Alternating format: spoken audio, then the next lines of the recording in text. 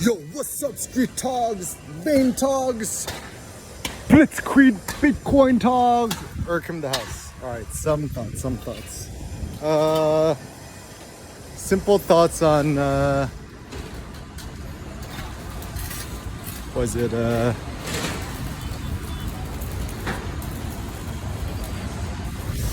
physiology, the ideal physiology of the investor, right? So ideally you want to be super jacked, right? Veins out of control. You gotta get that veiny pop. Vascularity is the future. And yeah, and I don't know, I think everyone in the bodybuilding world has it wrong. It's like everyone wants to look like, you know, an orc, Warcraft character, or the Incredible Hulk. But come on, don't you guys know, like, nobody wants to look like the Incredible Hulk. It's like, it looks kind of like stupid comedic, right? Like everyone wants to look like Brad Pitt from Fight Club, or better yet, Eric Kim. Like if Brad Pitt was on steroids and could, you know, rack pull 1,071 pounds, 6.5 times his body weight.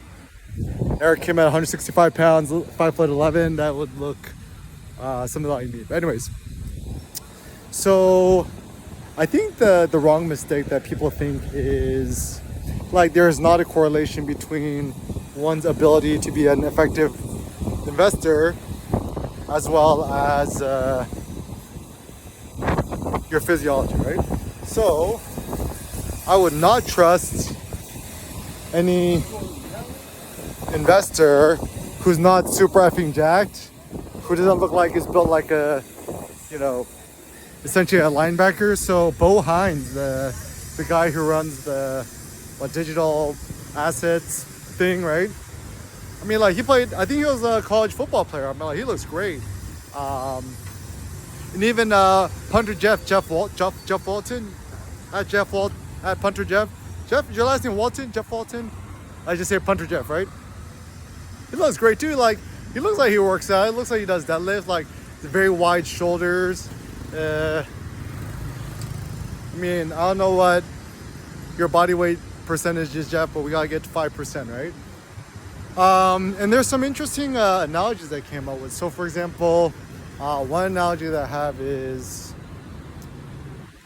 like, if I could lift 6.5 times my body weight, comma, why can't MSTR trade at a MNAV of 6.5x or 7x or beyond, right? And like, my philosophy has been very, very simple the last like 5, 6, 7 years is improve your leverages, increase the weight. Or simply put, reduce range of motion, increase the weight. So it's much cooler to do like, you know,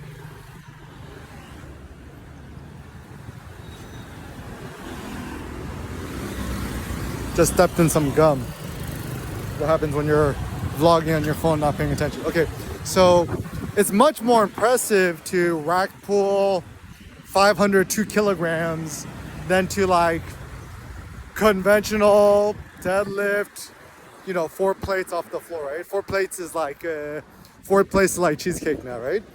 And also the problem in the weightlifting world is there's like this fake sense of virtuosity, of full range of motion, proper form. I'm like, bro, like, okay, so I'll use some reasons why that argument makes no sense. First and foremost, let's say you're like 3 foot 2 inches tall, right? Is your deadlift form gonna look similar or different than the average male, right? Also another big thing people don't take in consideration, the average male versus female anatomy is like super different. I mean, like, just ChatGPT it, everyone knows, right? Like the physiology is different, right? Like torso, height, length, hip stuff, whatever, right? So certainly the way that a man and women, the way they lift, their leverages, it's going to be a little bit different. Other examples, like if you're like, you know, 7 feet tall with really long arms, but really, really short legs, right? God forbid, right? like the way you deadlift is probably gonna look different than somebody who's like really, really tall with really, really long legs, but tiny little dinosaur arms, right? So if you had like dinosaur arms, certainly your physiology and the mechanics of your lifting is going to be different, right? So that's obvious, right? So, or another example, right? And this is a big thing. Like I'm actually pretty tall. Like I'm like 6 foot tall, 182 pounds. I don't know, 5'11", something like that, right? Word's gonna round out. Let's just say I'm 6 feet tall, right? So I'm like 6 feet tall, or I say 5'10" and a half, 5'11", whatever have you, right? I'm like around 165 pounds, 5% body fat, right? Like no body fat, right? And you know, obviously I don't take steroids. Like I don't even know how to pronounce steroids. And the funny thing is actually, I think, I mean, I don't really know, right? But I think people who take steroids, right? They don't actually call it steroids. They call it something else, like, you know, there's some like sort of something booster. I don't even know, right? So, and there's all these code words, right? And honestly, truth be speaking, right? I'm not even that jacked. Like, I mean, my traps look godlike and my veins are out of control. But like, my back is insane. Like, just seeing videos of my back is pretty awesome. But like, you know, like my chest is pretty moderate. I don't really do overhead, so I don't really have big delts. I have a pretty small chest, right? Like my chest size, I'm probably like an A cup at best, right? And so as a consequence, I don't really have an incentive for me to be on the juice because, once again, I make my living from Bitcoin and MSTR, MSTU, right? If you're curious what's the difference between MSTU, MSTR, and Bitcoin, I think like I saw a meme from at Lambo Strategy, the little Pikachu guy, right? Is that Bitcoin is like Goku, right? Goku's great. After that is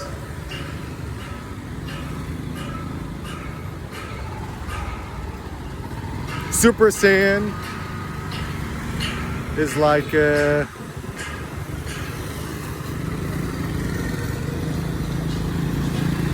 MSTR strategy, right? And MSTU is like Super Saiyan 3 God mode, where he gets the super long hair and the golden eyebrows, right? So honestly, if you want the most intelligent like assuming you don't need your investments to pay your rent, just go 100% into MSTU. If you want ultimate sovereignty, digital sovereignty, 100% Bitcoin. Currently, I'm like, well, the cool thing is actually I haven't sold any of my Bitcoin. Like I essentially have all my Bitcoins, and the smart strategy is actually what you do is, you buy your Bitcoins on Coinbase, right? And there's that new like mortgage loan thing. Essentially, you could use your Bitcoin as collateral to get cash, right, without selling your Bitcoin, and also the best thing, without triggering taxable events in the States, right? And so then you could take that however much money, you could get up to $1 million, right? So let's say you post what, like 21, 22 Bitcoins, you get $1 million, just put it 100% into MSTU and just like let it ride, right? And I mean, different strategies you could do. You can just let it ride up forever, right? Or whenever it goes up, you shave a little bit off the top and then you use that to buy more Bitcoin, right? Rinse and repeat, pretty simple. And it just comes down to like what your life goals is, right? Like if you want number go up technology, the most financial PRs, PR stands for personal record, financial PR, financial personal record. So if you want to see number go up the fastest with the most extreme volatility, MSTU. Why MSTU, not MSTX? My reasoning was, I saw at the time I saw the video of Michael Saylor doing the BMAX introduction with the other dude. I think T-Rex Capital or shares or something that they manage it, right? So then, essentially,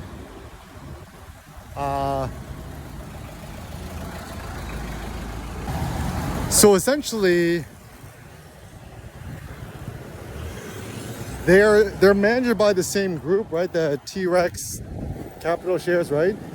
So MSTU is by T-Rex. BMAX, the Bitcoin-backed, corporate bond treasury thing, is also supported by Rex. So I was like, okay, I'm just gonna choose them because MSTX, like I didn't really know too much about Defiance. It's probably the same thing. And honestly, look at Michael Saylor's tweet, how to get a $ MSTRs in finance, right?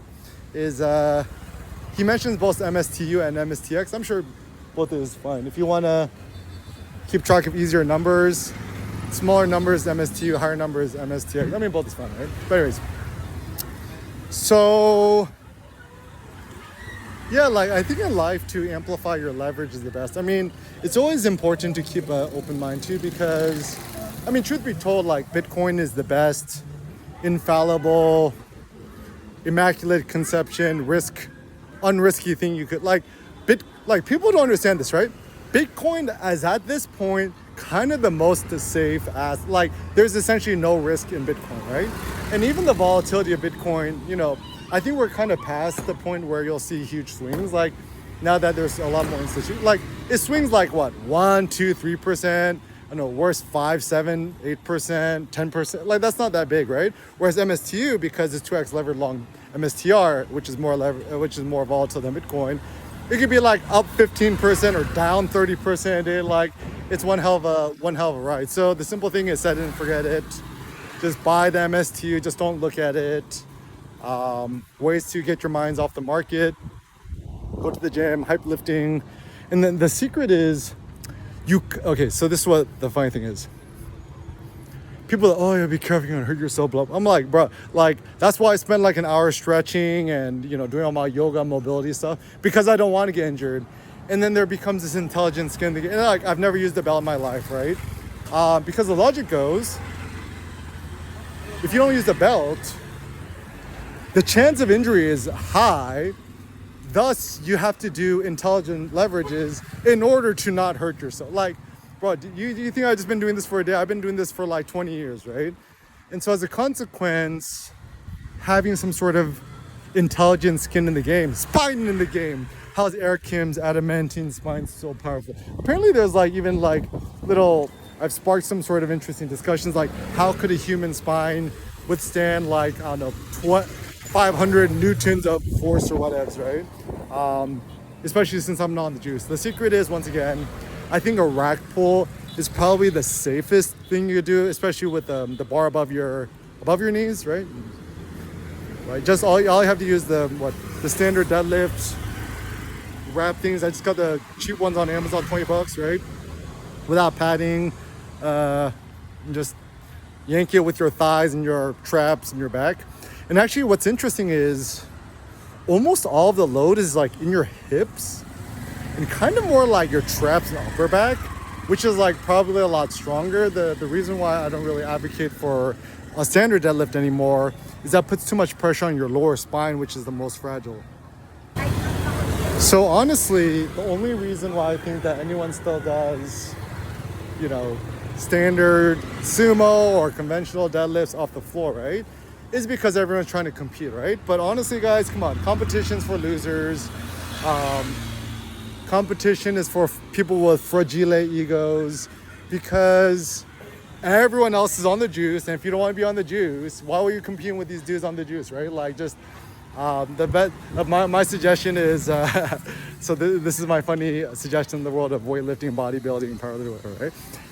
Okay, the rule should be everyone has to do it butt naked, showing your wee and your balls and all, because you'll then see who's on the juice or not, because you just look at the balls. Right? And then people are like, oh, that's gay. It's bro, you being on Instagram and looking at other dudes' physiques has room for controversy. And also, it's fine to be gay. Some of my best friends are gay, and being gay is fine, right? So the reason why, okay. So also in ancient Greek, the word gymnasium, gymnos, gym, it just meant naked, like the gymnosophist in India. And so the funny thought is ancient aesthetics, right? Look at the Farnese Hercules, right? his wee wee and his balls aren't like that huge, but his body is super effing jacked. Americans are funny because everyone's scared to be naked. Just like go to an American men's locker room, everyone takes showers and puts on the towel. You in Asia, everyone's butt naked, nobody cares, right? And so America, we gotta kind of wake up from our strange like insecurity. And this is the biggest thing too, is like most American, people's body lifters, power lifter, whatever, right? Everyone's so insecure, right? And like obviously I'm insecure too. Like I care about what other people think, but like I would actually just make the argument that I probably just care less than I cared in the past, because like I'm 37 years old, I got a kid, I'm married, like I got no one to prove. Like, I'm not like trying to, find a beautiful girl to whatever me, right? And also everyone still thinks like I'm pretty young. And I'm like, that's cool. But ultimately, I would say the whole purpose of it is kind of like your duty to be strong, right? Because the stronger your physiology, the less emotional you're going to be about market movements, whether it's really good or bad. Like even when Bitcoin hit 111 Bitcoins, right? Of Bitcoin. Like I was like surprised. Like I was kind of tired that day, right? I wasn't actually that super hyped up. I'm like, oh, okay, that's cool. It's gonna get higher, right? And so then the Stoic strategy, which is kind of interesting, is that like when it's up, certainly be glad and grateful, but like don't, go out and buy a yacht, right? You still want to be cool, calm, and collected, because every time it hits an all-time high, it's like the laws of physics. Like it has to come down a bit before it goes up again. And maybe the reason why Bitcoin is so interesting is that I wonder if Bitcoin is actually, in fact, the first financial instrument that actually pays attention to the real laws of physics. So, for example, things that go really, really high up must also go really, really low down. And so, as a consequence, think about a roller coaster, right? Like, we should enjoy the whole ride, the highs and the lows, the twists in between. But essentially, my thought is, strategy, MicroStrategy, MSTR, MSTU. Essentially, it's like a Tesla Model S in plaid mode. Apparently, if you want to do the 1.99, 0 to 60 speed, you actually have to let the battery charge up for like 10 minutes or something, and then you go full throttle, then you kind of get low and you go full speed. And I think also like Star Trek or Star Wars, right? Like light speed, or you go on a jump. Like before you go light speed, is kind of like that charge up position, and then you go, right? And so that's also an effective way of thinking about the whole shebang, right?